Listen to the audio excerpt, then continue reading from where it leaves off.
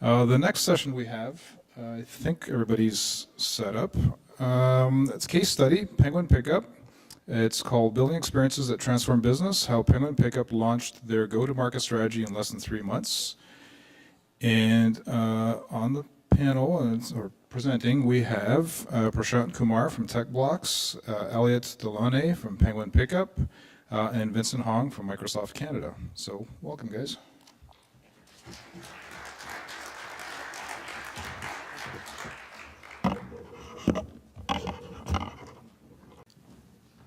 Great, thank you everybody for coming. One thing I'll do is I'll start the session with a small 2-minute video just to set everybody up, and then I can start my session. So.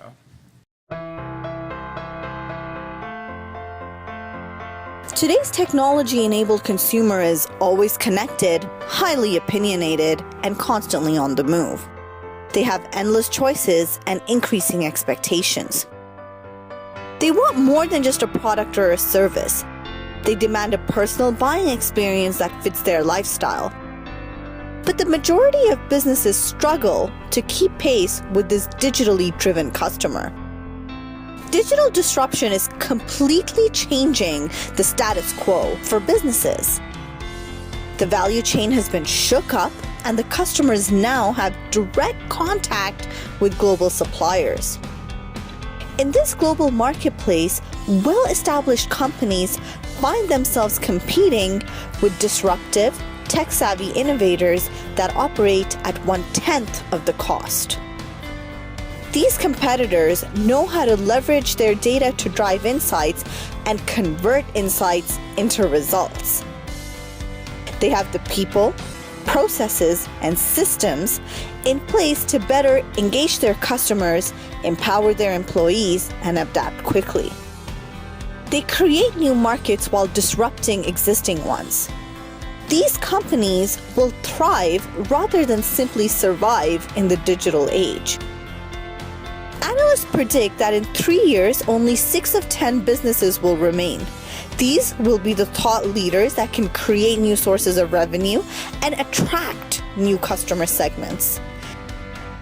TechBlocks presents its approach to delivering phenomenal customer-first experience through digital transformation, and how we helped Penguin Pickup go to market in a new consumer industry in under 3 months.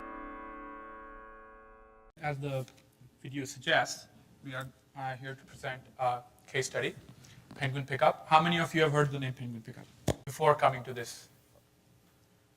How many of you are from GT? Oh, there are a few. How many of you know what Penguin Pickup is? Probably not. So this is a good session to come to. So before we start and before we get to the case study, I just wanted to introduce myself. I'm Prashant Kumar. I'm the founder and the CEO of TechBlocks. One thing is clear from the morning sessions that I've been attending, that we are in the middle of dramatic transformations that are happening in every business. And Neff really covered it well, and he talked about how his business is being challenged. And in fact, that is the truth about all the businesses. If you are reading the newspapers nowadays, you can read the fine prints, whether it's telecom, whether it's energy, whether it is manufacturing. There is a lot of dramatic transformation that is happening in the industry.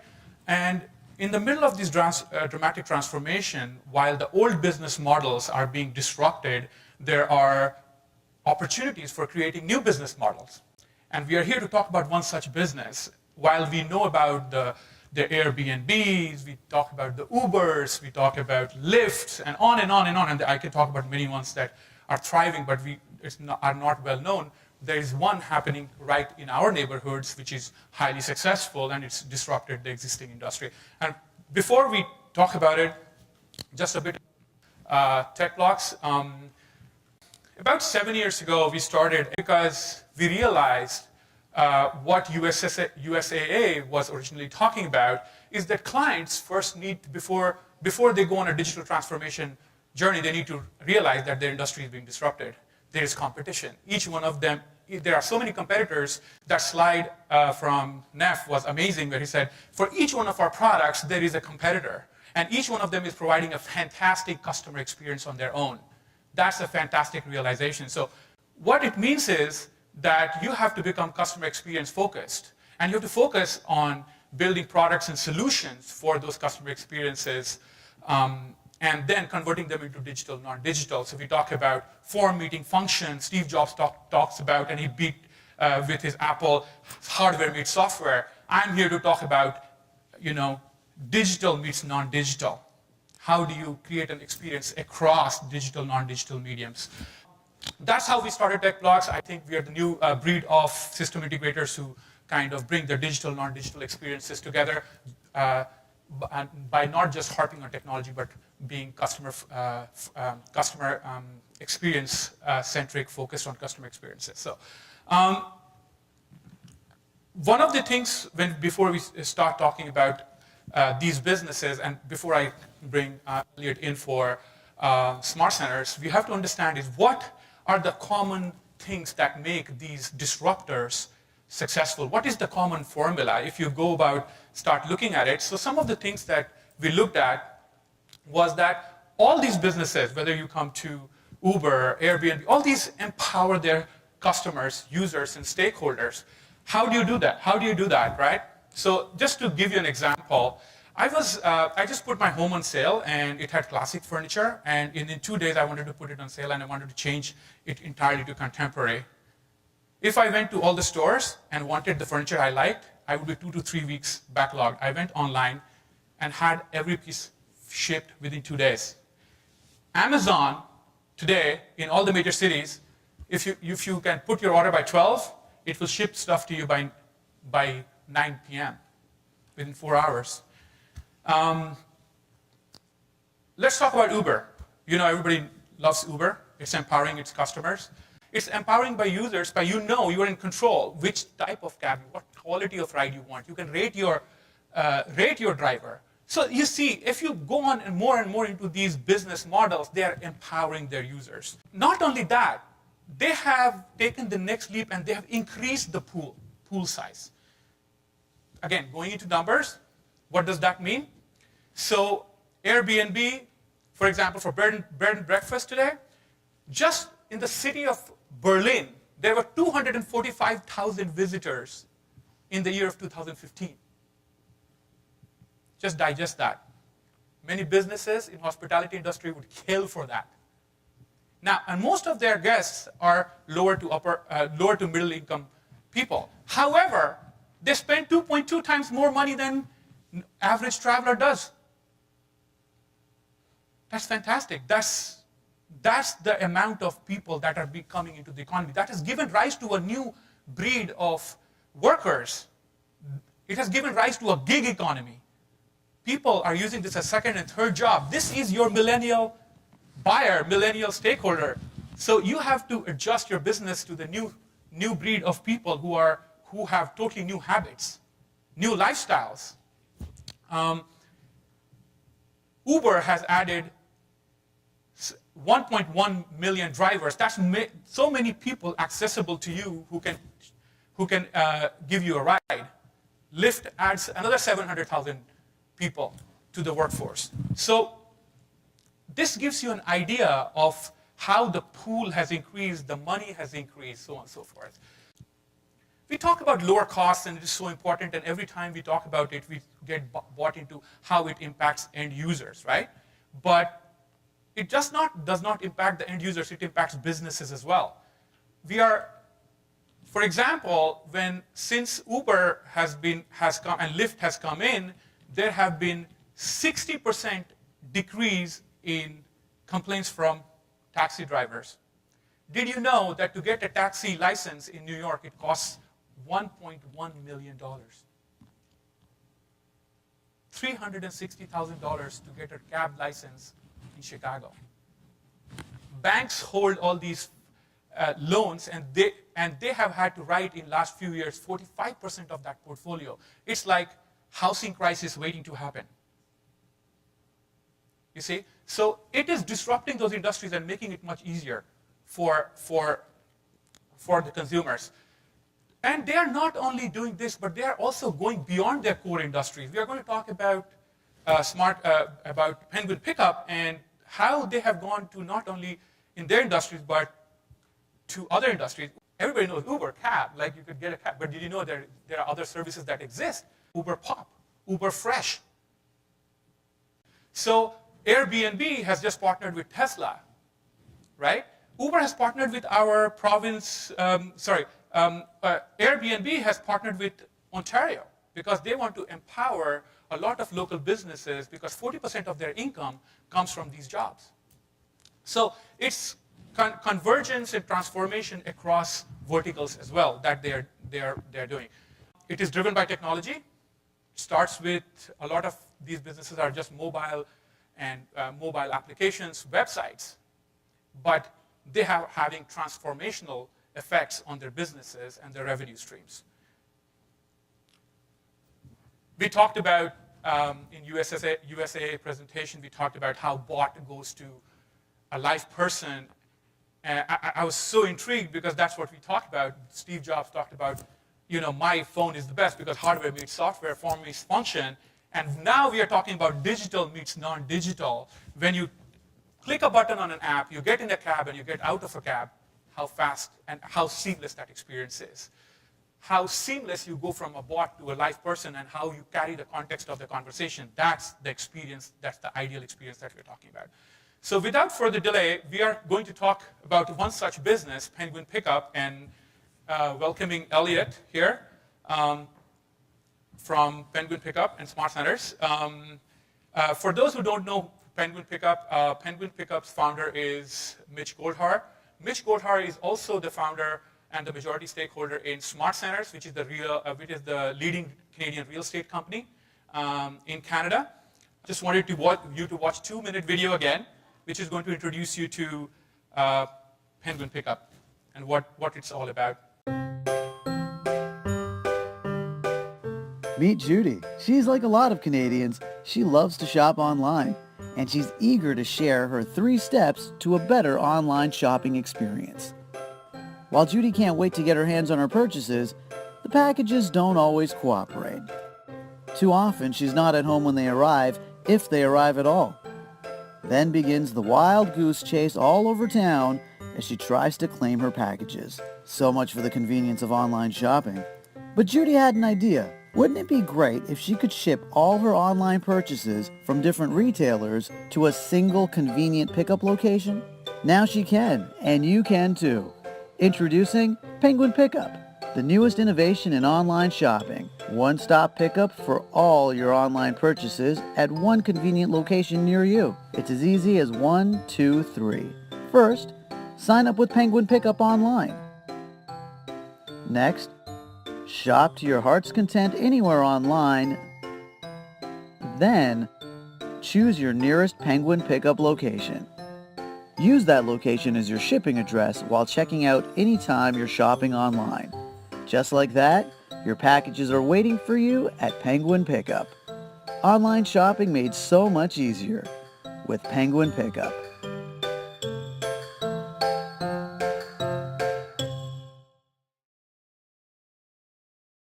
Right?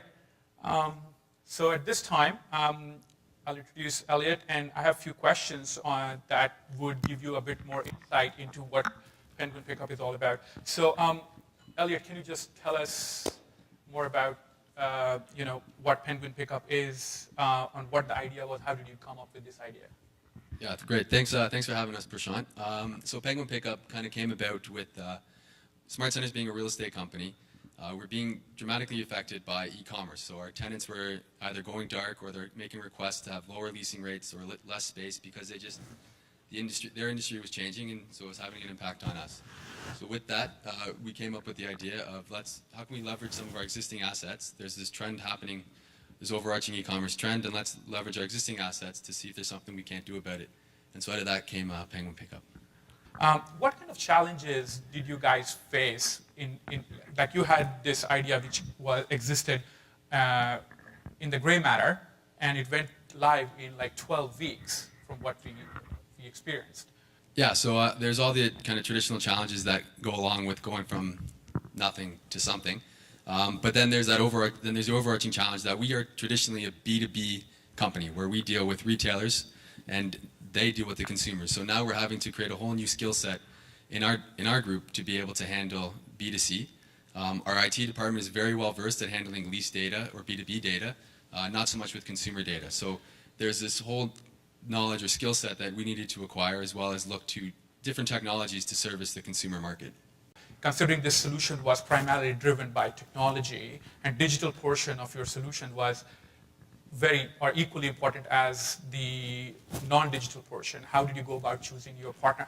Because a lot of, and we were the partners, but for a lot of businesses, it's a challenge to find the right technology partner, solution partner to implement something in such a short span of time. What was the thought process that went behind it? Yeah, so it's probably no secret who our partner was in this, but for us, in selecting a partner, it's very important to kind of to work with somebody who could work with us through kind of a people phase, a process phase, and then a platforms phase. So because this is something new to us, we wanted to create a minimal viable product, get it to the hands of our frontline staff who'd be manning these centers, and start collecting data on that customer experience. So how long is it taking them? What are they picking up? How often are they coming to pick up? What are the conversations that our frontline are having with them? Once we start collecting that data, start standardizing it to create a process, and then with that process, now take that technology and implement a platform to be able to roll out this model. Right now we're just piloting on 8 locations, but kind of create a platform that will allow us to roll it out to 300, because that's kind of what retailers want when we speak with them about something like this. That's a great point, because we went from 3 to now 8, and we have aspirations of going to 300 and 600 locations by end of 2016. That kind of scalability, flexibility, and changing on the fly, a lot of the business processes change on the fly. How did you choose the technology platforms? What are the major considerations you had for such kind of scalable business model? Yeah, so the first one being security. Our internal IT department, like I said, had expertise in managing lease data or B2B data, but when it comes to consumer data, we understand that there's a higher priority and there's a different standard that needs to be upheld. So we had to work with a partner who could help us maintain those standards, as well as scalability. So working with Microsoft and their Azure platform, and as well as TechBlocks with their scalable workforce to be able to help us implement what we needed. The results here that you see are kind of indicative of our pilot. So one thing that was really a takeaway for us was about 80% of the people who have used the service have never ever been to one of our shopping centers before. And so for us, that was a huge insight, because we can now go to retailers saying, we're not eating into your lunch. These are people who are shopping online that we're not bringing to the center. And then of those 80%, 46 of them are now going to make a purchase at that center. So we've had some positive results and that are helping us grow this into the next phase. Fantastic. And that's a perfect segue, because we are also right now with Penguin Pickup focusing on creating even better consumer experiences, because we focus on building applications and solutions for mobile lifestyle. Like, as we like to say, mobile is not an application solution, it is a lifestyle, and you build applications for lifestyle. And IoT is figuring into it, Internet of Things. And a lot of times people think that this is buzzwords and these business disruptions are more of exception than a norm. No, they are the norm. They are going to be the norm. And these are the kind of business models that are going to succeed.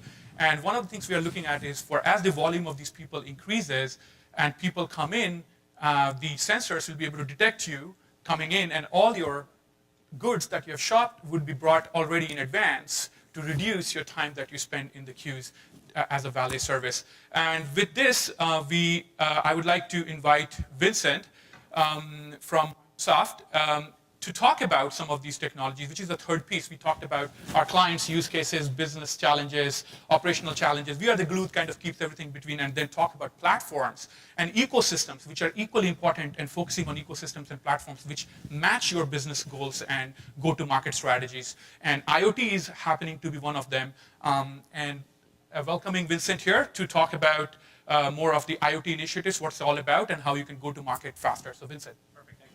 Thanks, Prashant. As Prashant mentioned, my name is Vincent Hong. I'm the IoT technical lead for Microsoft Canada. And what I'm here to talk to you about today is the Internet of Things, and how the Internet of Things is out there to help you disrupt your industries and help you to develop business models that will help you generate more revenue, deliver better customer experiences, and also help to reduce your operational expenses. So a lot of you are probably familiar with the consumer-based Internet of Things, things such as your home automation platforms, your Philips Hue light bulbs, your Nest thermostat, your Ring doorbell. But what a lot of people don't realize is that there's actually a really, really big opportunity in the business-to-business world. There's a lot of business-based applications of the Internet of Things, and this is where the opportunities are at for you guys. Based on a McKinsey study, they predicted that Internet of Things is actually going to be an $11 trillion business by 2025. Within that, about 80% of that market is due to businesses buying into the Internet of Things. And there's actually 2 times as much business-based applications of Internet of Things than there is consumer-based applications. So based on those numbers, you can really kind of see that there is a really big market out there for Internet of Things. There's an opportunity for you guys to actually take your assets, the data coming from your assets, collecting that data, and then starting to analyze that data so that it can help you drive your business and give you new business models. Okay, so I want to start with talking to you about what the Internet of Things is. There's a lot of different definitions of IoT out there. I'm going to define to you what Microsoft sees as being the Internet of Things. And we'll start with this particular chart where you've got 4 different pillars. You've got the things, which are your assets. They could be things that you guys have today within your environment, or they be things that you're looking to invest in, such as your cars, your trucks, your elevators, your lights, maybe keeping track of your chairs, etc. But you want to be able to use these things, connect those things to the internet so that the data that is coming from the sensor on those things can then be fed into the internet, and you can start to use analytics such as things like machine learning on it so that you can start to analyze that data and figure out what to do with that data. Maybe it's to resell some new solutions, or it's maybe to reduce the operational cost of managing those things that you have out there. What I'm going to present to you now is actually do a demonstration of an actual environment, Internet of Things environment that we built for one of our customers, Rockwell Automation. Rockwell Automation is in the process, or in their business, of doing industrial automation. And in this particular case study and demo that I'm going to show you, they partnered with us to build an IoT platform that helped them to transform the way in which they do business in the oil and gas industry. So prior to the partnership that we had with them, the main issue that they had in the oil and gas business was that it was very inefficient to manage the maintenance operations of everything that they had out in the field. So for the most part, tracking assets and the maintenance on those assets out in the field was done manual using pen and paper. And so as a result of that, they didn't really have automated insights to see where the refineries were, the issues with the refineries, the logistics channels, or the retail channels of their business. So what we ended up doing was we helped them to build this particular IoT-based application. So here's the IoT-based application that we built for them. So I'm going to just sign into this particular application. They've got a lot of assets that are out there. They've got, as you can see on the left-hand side here, they've got extraction depots, logistics, refining, and retail. And what we built in terms of the platform on Azure within the cloud was that we basically brought together all of the various different Microsoft services that are available in the cloud. So as you can see here, we've got a nice, beautiful graphical dashboard that shows some high-level information about the various different assets that they're responsible for managing out there. We've got various different overlays within a Bing Map, which is a service that is a reusable component within Azure that allows you to take a look visually at the various different channels that Rockwell has responsibility for managing. We can do things such as overlay weather. We can take a look at traffic patterns and how much traffic there is. So if you're in the business of doing logistics and transporting things back and forth, you can see where the traffic is on the various different highways and roads. We can set up various different other filters as well and see where there's issues within our operations. And then as I scroll over to the right, I've got various different KPI metrics and information about how much products that we're producing and how quickly we're pumping this stuff out. So because we're at the Customer Experience Summit, I'm just going to dive into the retail part of this particular demo. And again, I'd invite you guys to come out and talk to us a little bit further, and I'll show you a little bit more details about this particular environment. But if I drill down into this, you see again, we've got the maps, et cetera, and the various different retail locations that they're responsible for managing. But if I scroll over to the right here, I can take a look at the alerts. And the alerts are showing an operations manager or a supervisor the various different issues that might be encountered in real time in the customer's environment. So we've got things that are showing up through sensors, showing that, okay, there's an issue with the flow of the oil that's pumping through a particular gas station. But what I want to point you to here is on this particular alert that shows up as a machine learning predicted issue. We've got an issue at the Seaway location, and what this is doing is at a particular oil pump, we've got sensors that are being pumped in from the gas station.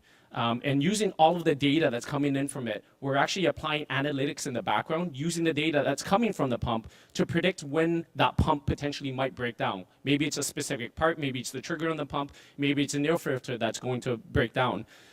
So using machine learning, we've actually made a prediction here.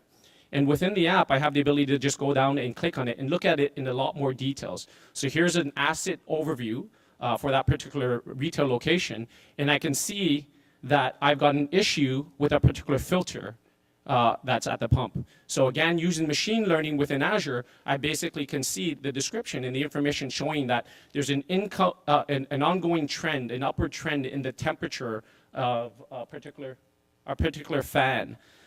So if I continue to let this happen and not go and do my maintenance to replace that particular filter, then obviously you're going to have an issue where the pump will break down and you no longer have a gas pump that you're going to use. So as a result, you're going to lose revenue, etc. You're going to have a bunch of downtime, and the customer experience is going to be bad because you've now only got 2 pumps working instead of the 3 or 4. Okay, so using Azure, we have the ability to pull all of this information not only in just real time, but also have the ability to predict when these things are going to break.